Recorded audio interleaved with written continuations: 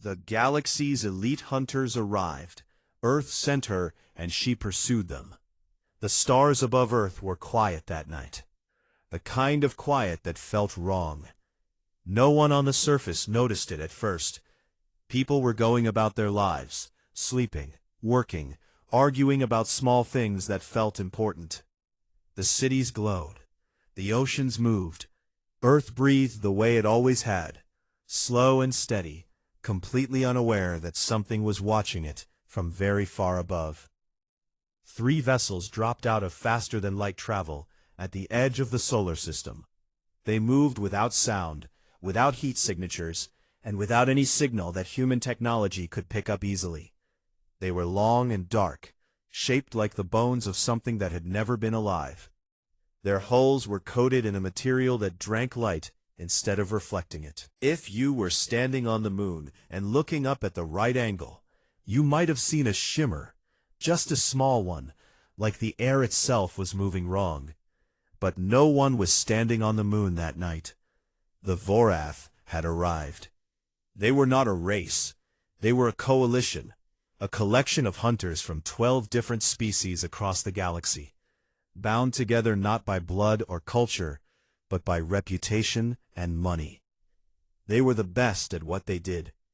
They had hunted prey on gas giants, in frozen asteroid fields, inside dying stars.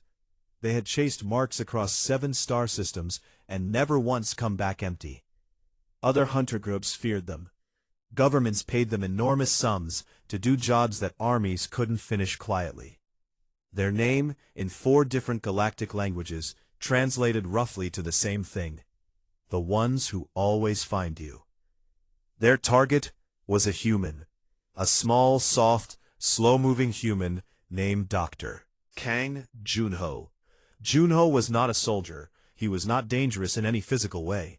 He was a man who wore the same gray cardigan almost every day, who forgot to eat lunch when he was deep in his work, and who had recently done something that made some very powerful people in the galaxy extremely nervous. He had spent 11 years quietly researching zero-point energy, the kind of energy that exists in the space between atoms, the kind of energy that, if properly harvested, could make every fuel source in the known galaxy completely worthless overnight. The people who controlled those fuel sources had money that was hard to imagine. They had stations, fleets, politicians, and weapons. And now they had the Vorath. The lead vessel, which the Vorath called the Pale Reach, hung silent above the dark side of Earth's moon. Inside it, a being named Torvin stood at the command display and looked at the small blue planet below. Torvin was tall and thin, with 4 arms and a face that had too many angles to look comfortable. He had been doing this work for 30 years. He had walked into Krenathi warlord camps and walked back out with the target. He had tracked a Sorelian shapeshifter across 9 different identities. He had never looked at a target planet and felt anything close to worry. He didn't feel worry now either. What he felt was mild boredom. "Primitive electromagnetic shields," said Dre, the ship's scanner operator, reading from the display. Dre was short and wide, with 6 fingers on each hand, and eyes that could read light frequencies humans couldn't even name. No energy weapons in orbit. No detection grid past their own moon. Military satellites, old design, slow rotation. They will not see us unless we want them to. "And the target?" Torvin asked. "Located. A facility in the eastern continent. A place they call a research institute. He is there now. He sleeps approximately 6 of their hours each night. His personal security is 1 guard at the door and 1 camera in the hallway." Torvin made a sound that in his language was roughly the equivalent of a quiet laugh. "1 guard. 1 guard, Dre confirmed. The 3rd hunter in the room, a broad creature named Voss, said nothing. Voss never said much. He stood near the back wall and watched the planet with his arms crossed. He was older than the other 2, and had more experience than both of them combined. In the bounty hunting world, his name was spoken with a kind of careful respect, the kind you gave to a sharp knife. He had taken on harder jobs than this, much harder. But something about this planet made him stand still and look at it longer than he normally would. No one asked him why. They already knew he wouldn't answer. One squad would land near the research facility and collect the target. A second squad would stay in orbit and monitor Earth's response. A third squad would handle any interference. They expected local security forces, maybe a military response. They had dealt with military responses before from far more advanced planets. Earth's military, from what their data showed, was loud, slow to respond, and entirely unaware of what a real interstellar threat looked like. They gave themselves a 48-hour window. That was being generous. 22 minutes after the Vorath entered the solar system, an alarm went off in a building in Seoul that had no name on its front door. The building looked like an old government records office from the outside. The windows were narrow. The sign near the entrance listed a boring department name that no one ever asked about. Inside, it was something else entirely. The screens on the walls showed data feeds that updated in real time: orbital sensor arrays, gravitational anomaly trackers, deep space relay stations that Earth had quietly put in place over the last 15 years without making any announcements about it. Earth had been watching the sky for a long time. It just hadn't told anyone. Colonel Day was already awake when the alarm went off. He was a man of average height, with a calm face that almost never changed expression. He had short black hair, going gray at the sides, and the kind of eyes that made people feel like he was always thinking about something 3 steps ahead of whatever they were saying. He stood at the main display and read the incoming data without blinking. 3 vessels, cloaked, high-level technology, holding position above the moon. He already knew why they were here. He had been watching the situation around Dr. Junho's research for months. He had seen the economic models. He had quietly made his own preparations. A young officer named Hyun came in fast, still pulling on his jacket. "Sir, is it confirmed?" "It's confirmed," Day said. "Do we scramble the orbital defense wing?" Day looked at the screen for a moment. The 3 vessels sat there, invisible to almost everything Earth had. But not to this building. Not to these sensors. "No," he said. Hyun stopped. "Sir?" "Find Rena," Day said. "Tell her she has a job." Hyun opened his mouth, then closed it. He had only heard that name once before, in a briefing he was not supposed to have been in. He didn't fully understand what it meant. But something in the colonel's voice made him stop asking questions. He turned and went to find Rena. Outside, above the clouds, the Vorath waited. They had hunted across the galaxy. They had never once been hunted back. That was about to change. The galaxy's elite hunters arrived. Earth sent her, and she pursued them. Hyun found her in the basement. Not in a cell, not in a meeting room, not asleep in one of the dormitory bunks that the overnight staff used. She was in the basement training room, which was supposed to be empty at that hour. The lights were on low. The room smelled like rubber mats and cold air.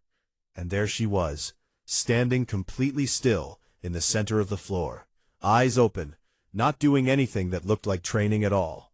She was just standing there, breathing. Hyun stopped at the doorway and watched her for a second, not sure what to do. He had expected to search for a while. He had expected to knock on doors and make calls. He had not expected to find her like this, still and quiet, like she had been waiting. "Ma'am," he said. She looked at him. Her eyes were dark and clear and completely calm. She was not built like the soldiers he worked with every day, the large ones who moved with loud confidence and filled up a room when they walked in. She was lean and ordinary-looking, the kind of person you would pass on the street without your eyes stopping. Her hair was pulled back. She was wearing plain clothes.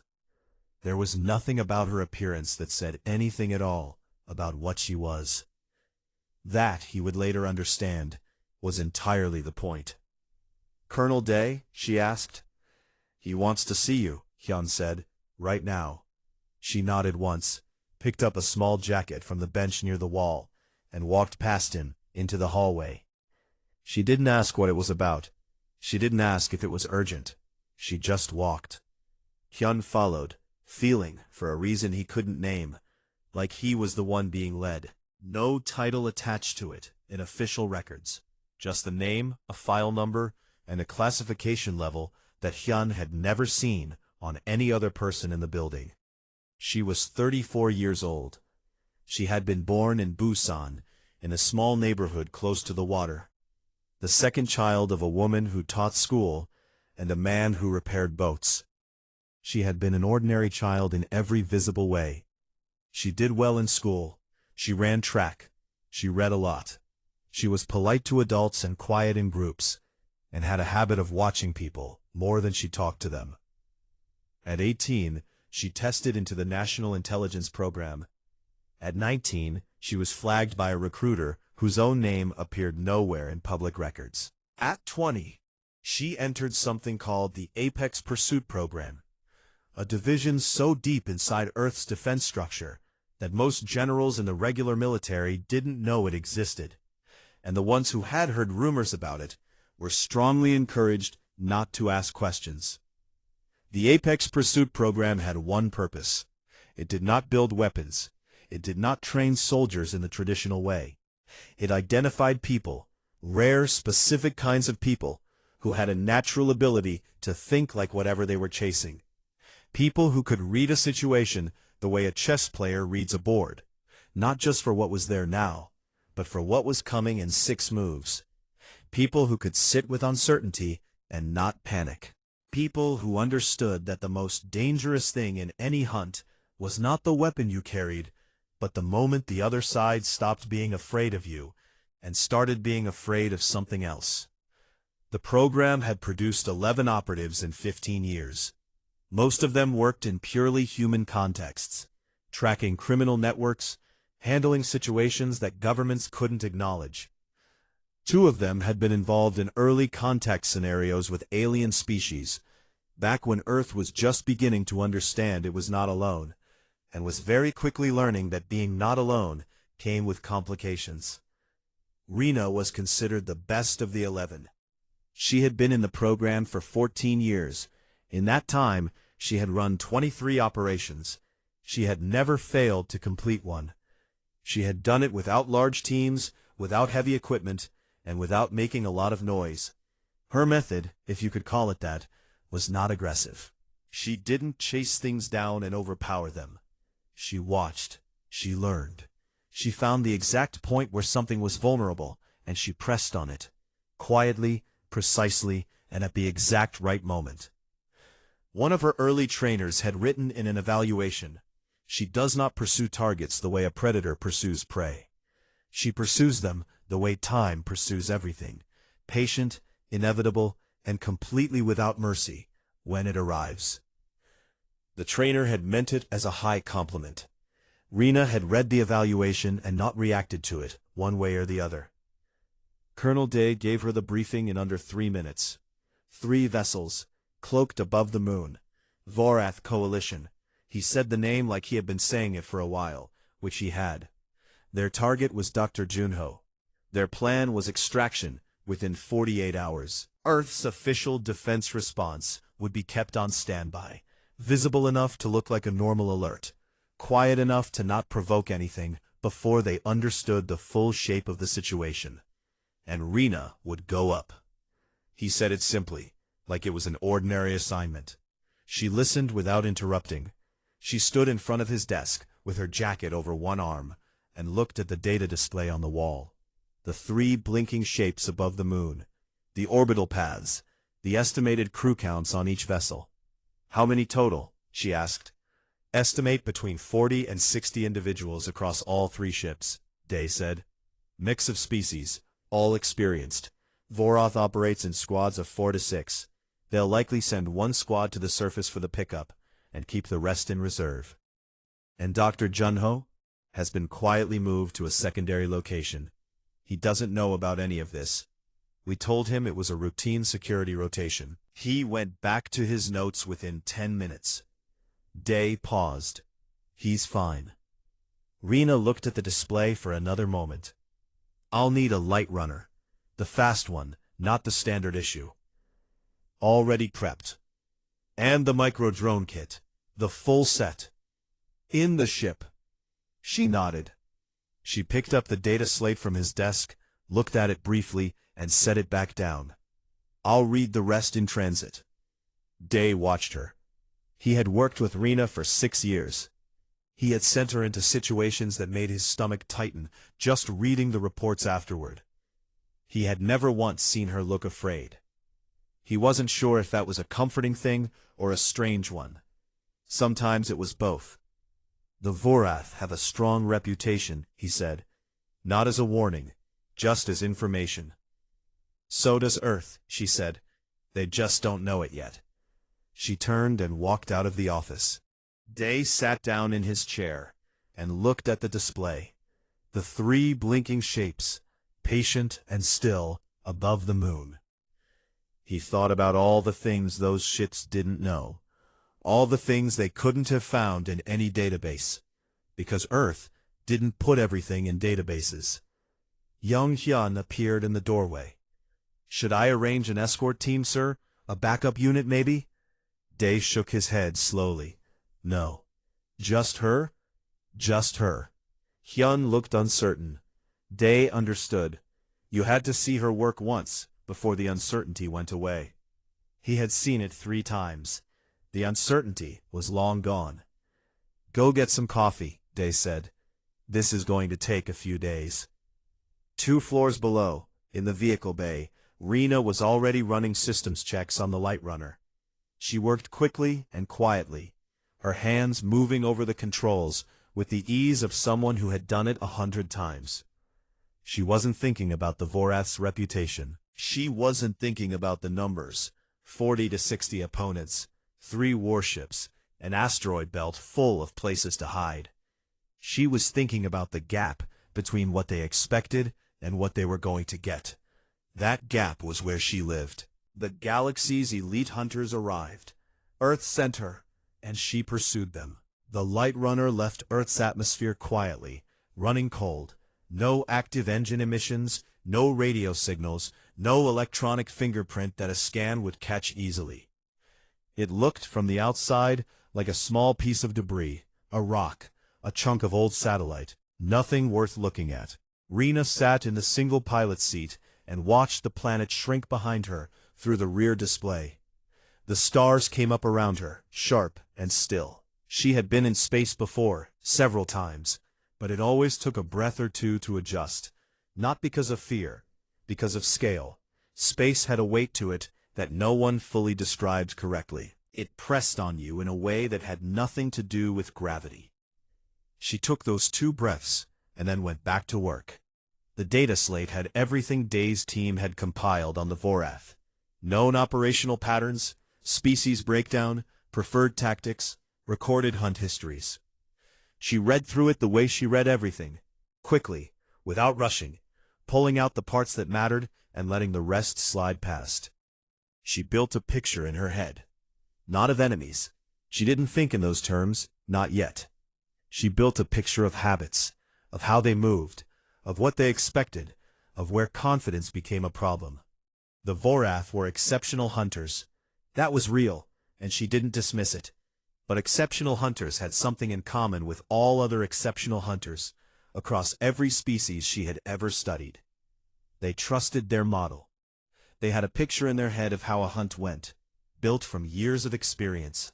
They were fast at reading situations that fit the model. They were slower, sometimes much slower, at situations that didn't. Rena was very good at not fitting the model.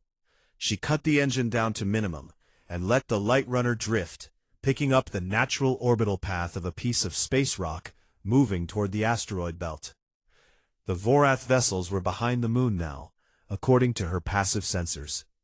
Tiny gravitational echoes that her ship's specialized array could read if she was patient and quiet enough. Most ships weren't that patient. Most ships wanted to know things fast. Rena was willing to wait for accurate. She spent the first 14 hours just watching. The Vorath sent their extraction squad to Earth's surface on schedule. 4 individuals dropped in a small insertion craft, landed in a rural area 40 kilometers from the research facility's backup location, and moved toward the target on foot. They avoided populated areas. Their cloaking tech made them effectively invisible to standard human surveillance. What they didn't know was that the backup location was empty.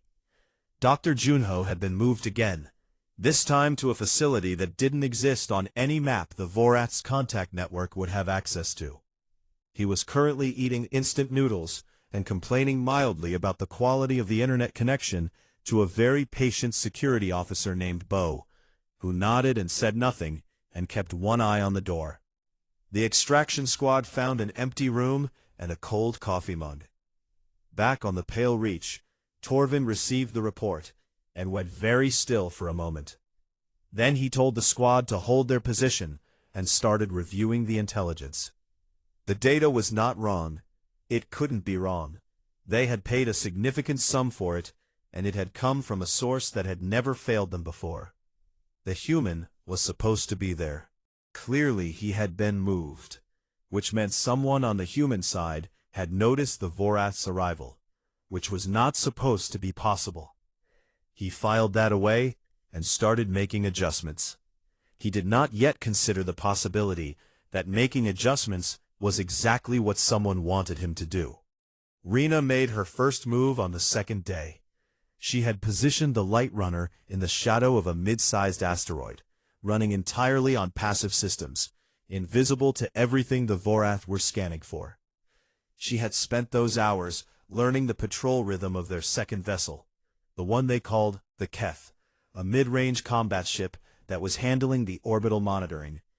It moved in a slow, wide pattern, confident in its sensors, not expecting anything to come at it from below. She didn't come from below. She came from inside.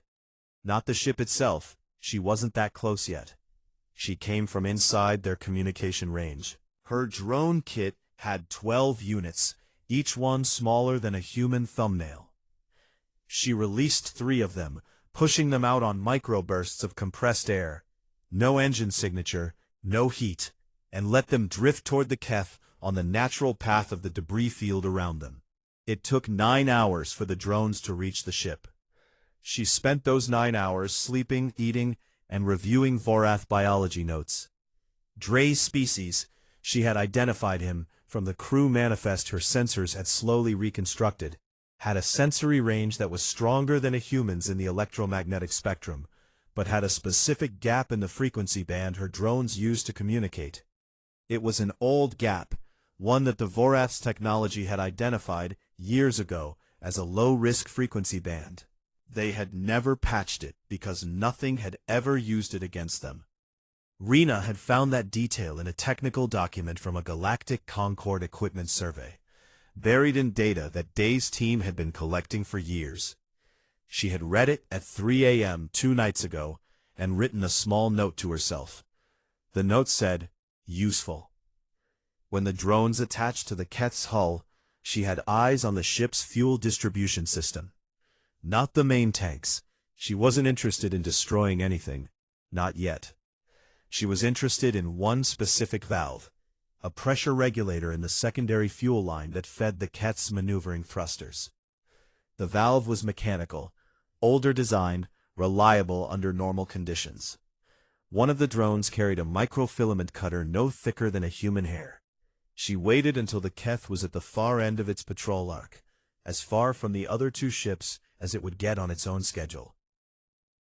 Then she cut the filament. The valve didn't fail immediately.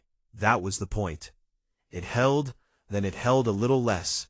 Then over the course of 40 minutes, it began to bleed pressure in a way that the ship's diagnostic system read as a minor fluctuation, well within normal range, nothing to report.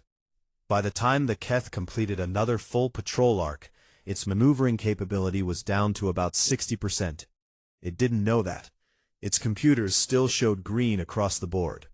It would find out later, at a moment of Rena's choosing. She moved on to the second ship. Dre was the one who first noticed something felt wrong. He couldn't explain it technically. The readings were all normal. The planet below was quiet. The target was still missing, but they were working on that. Everything was proceeding within acceptable parameters. But Dre had been doing this work for a long time, and he had a feeling. A low, itching feeling at the base of his skull that he had learned over the years to pay attention to. He had told Torvin once, early in their partnership, about this feeling. Torvin had told him it was biology, not intelligence. Dre had nodded and continued paying attention to it anyway. He ran a second scan of the surrounding space, then a third. Everything came back empty. No ships, no signals, no threats. He looked at the results for a long time. Somewhere in the debris field 3,000 kilometers away, a single light runner sat in perfect silence, and the person inside it was reading a scan of his ship's navigation array and taking quiet notes. Dre's feeling got worse. He didn't know why. He went back to his screens and kept watching. That was all any of them could do. Watch and wait and trust their tools. Their tools, for the first time in a long career, were not showing them everything. The galaxy's elite hunters arrived. Earth sent her, and she pursued them.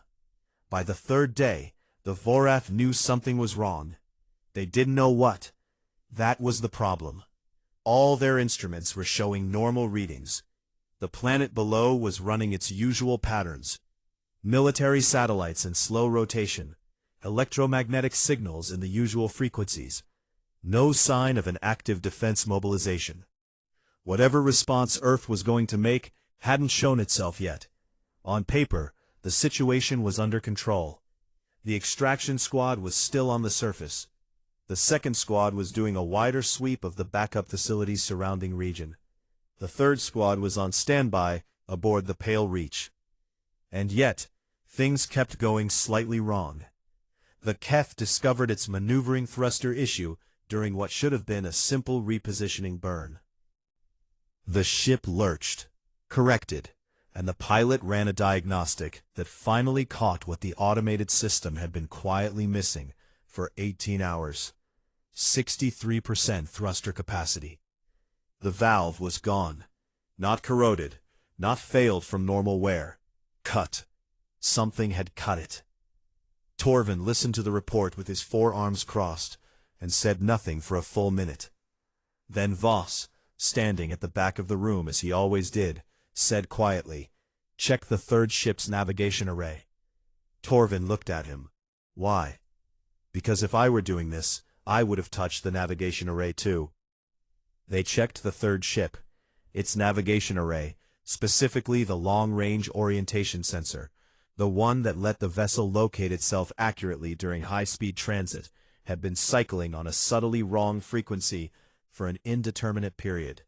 Not broken, not obviously compromised, just slightly off, in a way that would have caused major errors during any jump calculation if they had tried to leave in a hurry. In a hurry was exactly when they might have needed to leave. Torvin called a full team meeting aboard the Pale Reach. There were 31 crew members gathered in the main hold. Torvin stood at the front and looked at them. He had worked with most of them for years. They were experienced, capable, and they were currently looking at him with the quiet expression of people who were starting to feel something unfamiliar. "Something is operating in this system," Torvin said. "It is not a fleet. We would have detected a fleet. It is not conventional military action. Earth's forces have not moved from their standard positions. It is something smaller, something that has been working without our sensors picking it up." "One ship?" someone asked. "Possibly. Using tools we haven't accounted for." The room was quiet. "How did it get past our initial scan?" another crew member asked. "It was already here," Voss said from the back. Everyone turned to look at him.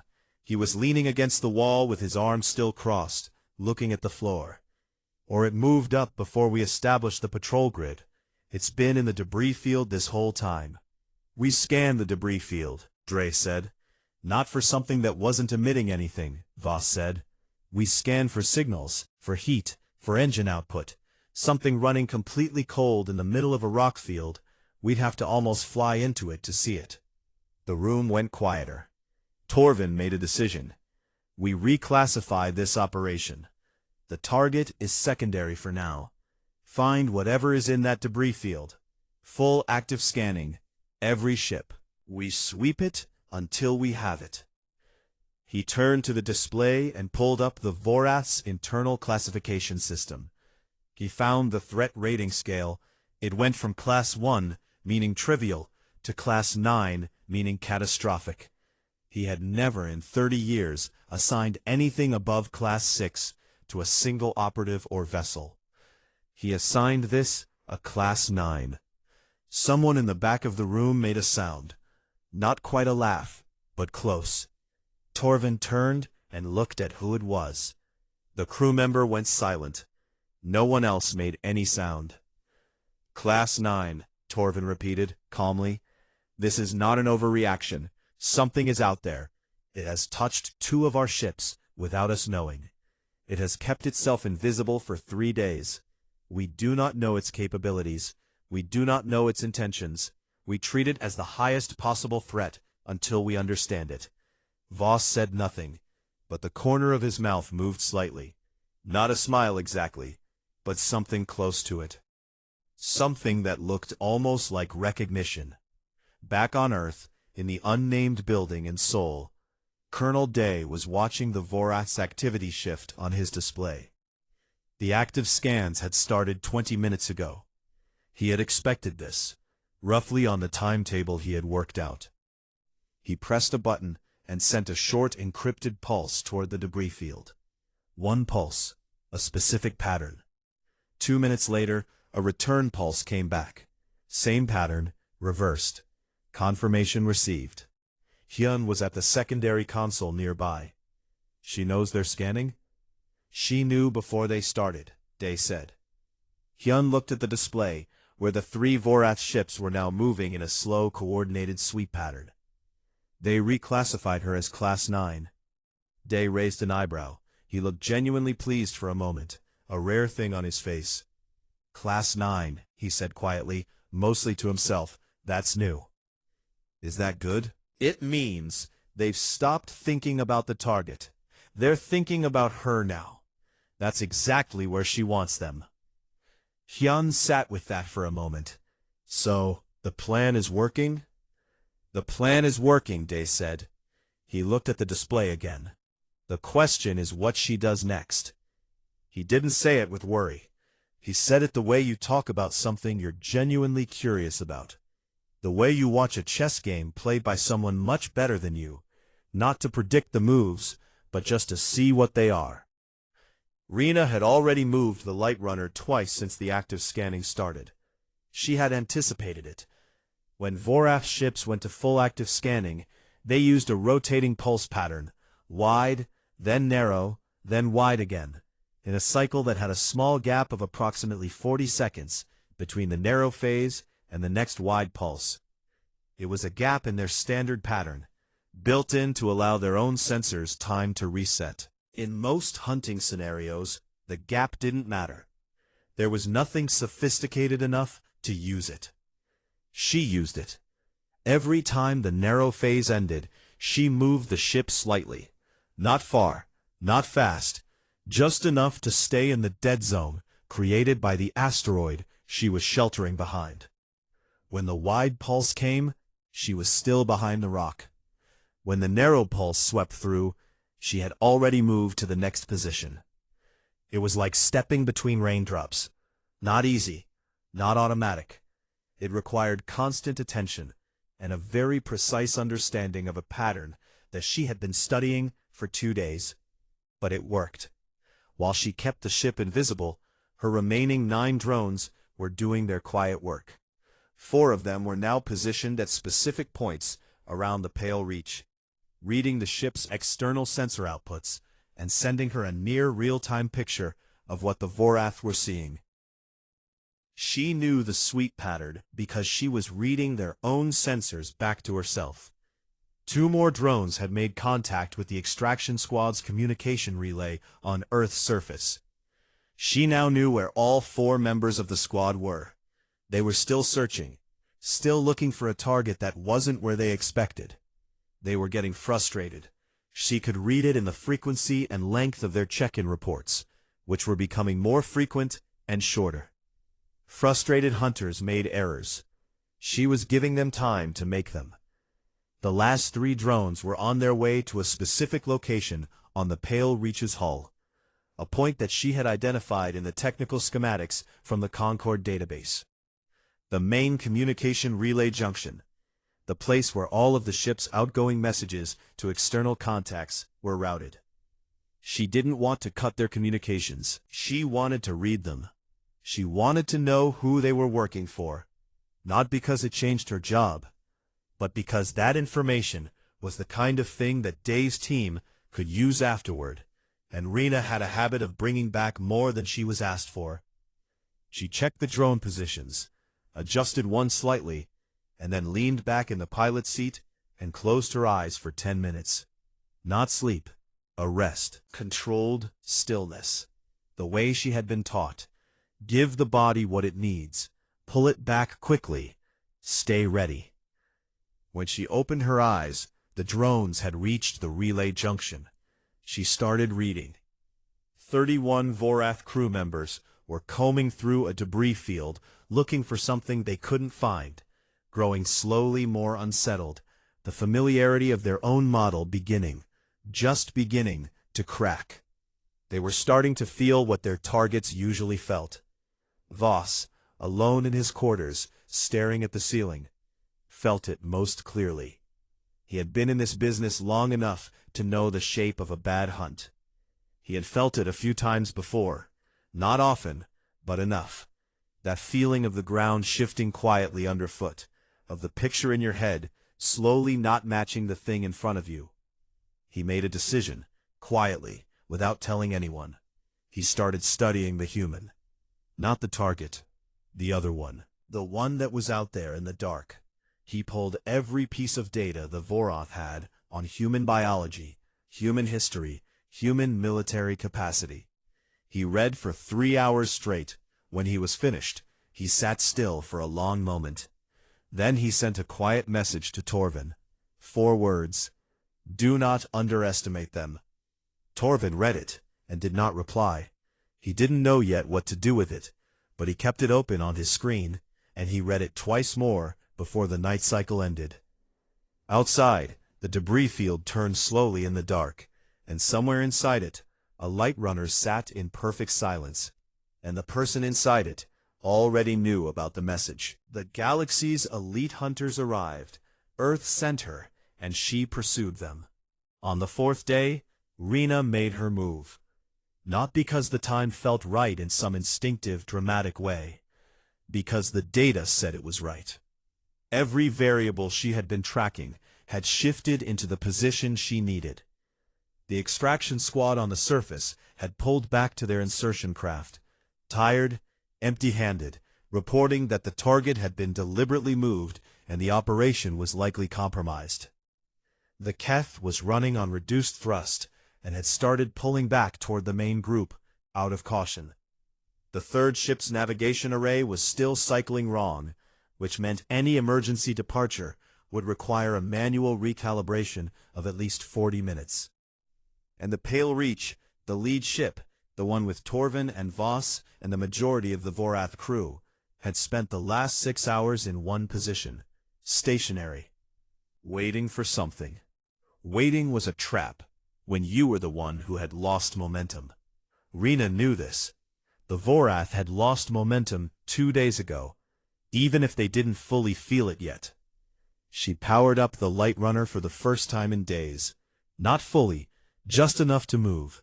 She came out of the debris field slowly, without any aggressive acceleration, following a natural drift path that kept her power signature below the threshold that would register as a deliberate launch.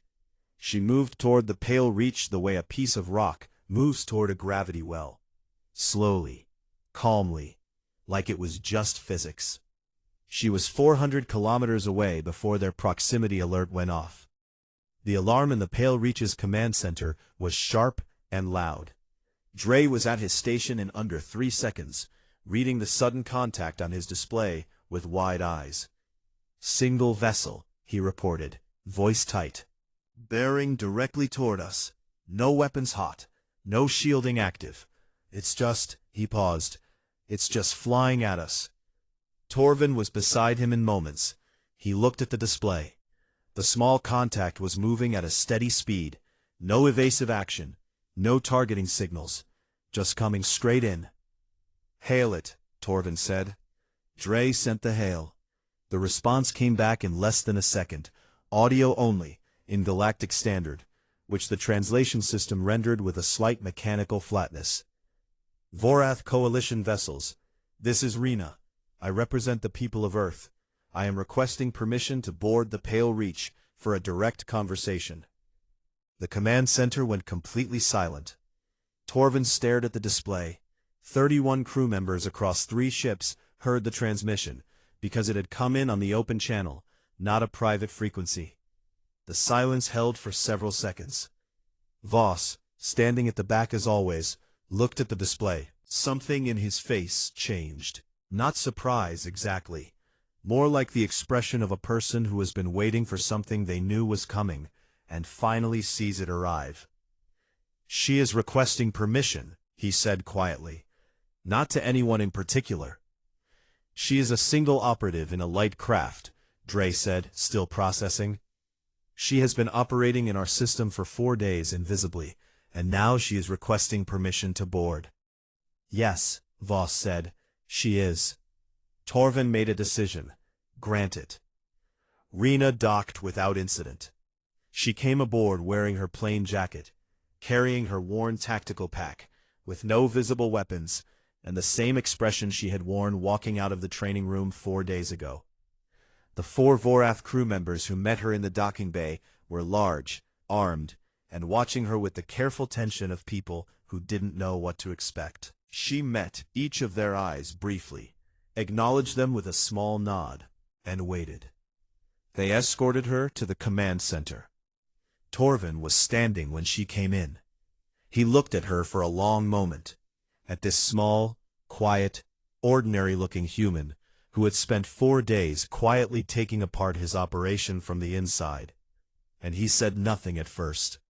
He was trying to match what he saw with what she had done, and the two things didn't fit together in the way his experience told him they should.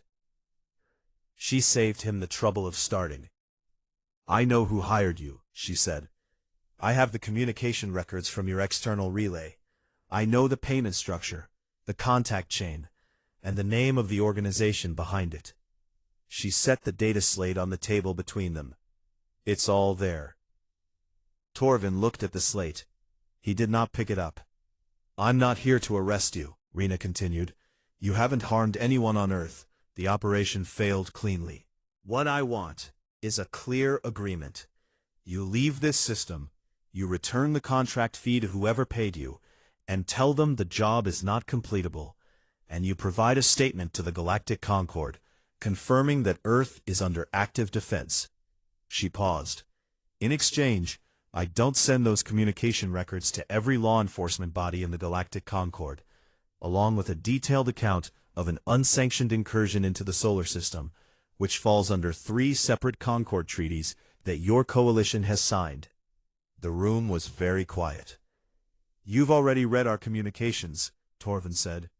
4 days ago," she confirmed. "You cut the Ket's fuel valve. 41 hours ago. The navigation array on the Orin. About the same time." Torvin looked at her. He was not angry, exactly. He was processing. The same way a very experienced person processes something that goes entirely against their expectations. Slowly, carefully, with the specific kind of attention you give to something that has just proven it deserves it. "You came here alone," he said. "I came here alone." "Why?" She looked at him. "Because this didn't need a fleet. It needed a conversation." She let that sit for a moment. "And because sending a fleet would have told you we were scared. We're not." Voss made a sound from the back of the room. It was unmistakably a quiet laugh. Not mocking. Genuine. The laugh of someone who has heard something they actually appreciate. Torvin looked at the data slate for a long moment. Then he looked back at Rena. You said you represent the people of Earth. I do. All of them? A very small pause. The relevant ones. Another silence.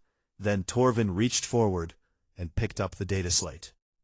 He looked at it, scrolled through the first few pages, and set it down again. His expression was unreadable, but something in his posture had shifted. The aggressive stillness of a threatened predator giving way to something more considered. We accept your terms, he said. The Voroth were gone within 6 hours. All 3 ships, all 31 crew members, extraction squad recalled from the surface, docking bay empty and sealed. The gravitational echoes of their departure faded from Rena's passive sensors somewhere around the edge of the asteroid belt, and then they were gone, back into the dark between stars. Rena flew the Light Runner back to Earth alone. She landed in the vehicle bay of the unnamed building in Seoul at just past 4 a.m. The bay was quiet. The overnight maintenance crew looked up when she came in, glanced at the small ship, and went back to what they were doing. She walked upstairs, dropped the tactical pack on the bench in the equipment room, and went to the small kitchen on the 3rd floor to get a glass of water. Hyun found her there, leaning against the counter, drinking the water and looking at nothing in particular. The Vorath left the system about 40 minutes ago, he said. Tracking confirmed. They didn't jump, they used standard drive, taking their time. They're not running, she said. They're just leaving. Is that a difference? Yes. She finished the water. Running means they're afraid. Leaving means they made a rational choice. Rational choices stick. Fear wears off. Hyun thought about that. Colonel Day wants to debrief. In the morning. He said, in the morning, she said again, not unkindly, just simply. She rinsed the glass and set it on the drying rack. 2 days later, the Galactic Concord received an unusual joint statement from the Voroth Coalition and the United Earth Defense Council. It was short, formally worded, and confirmed that a misunderstanding regarding jurisdiction in the Sol system had been resolved through direct dialogue. The Voroth, in a separate private communication to the Concord Review Board, submitted a supplemental report. The report was marked internal and not for public record. But several members of the Review Board read it carefully, and each of them, in their own way, made a note. The note in summary was, do not treat Earth as an undefended world. The Concord added a small flag to Earth's system file. The flag was the kind used for civilizations that had demonstrated independent security capability. It was a quiet flag, bureaucratic and unremarkable. But in the world of interstellar politics, it meant something. Other fleets checked those files before they planned operations. Other collectors checked them before taking contracts. It was a small thing. It was not a small thing. 3 weeks later, Rena was sitting at a small table outside a coffee shop in Busan, near the water. The morning was gray and cool. The sea moved in the distance, slow and steady. She had a cup of instant coffee in both hands. The cheap kind from a convenience store 2 blocks away, not the expensive kind from inside the shop. And she was watching a pair of seagulls argue over a piece of bread on the walkway. Her next mission brief was on the data slate in her jacket pocket. It had arrived 2 days ago. She hadn't opened it yet. She wasn't avoiding it. She would open it soon. She always did. But there was something about sitting by the water with bad coffee and watching seagulls that she found useful after a job. It recalibrated things, reminded you what you were working for. Not the mission, not the operation, not the strategic objective. The seagulls, the gray water, the woman arguing cheerfully on her phone at the next table, the kid on the bike that was slightly too big for him, wobbling past with a very serious expression. This was what it was for. All of it. She finished the coffee. She sat for a few more minutes. Then she reached into her pocket and pulled out the data slate. She opened the brief. Her eyes moved across the first line. Something in her face shifted.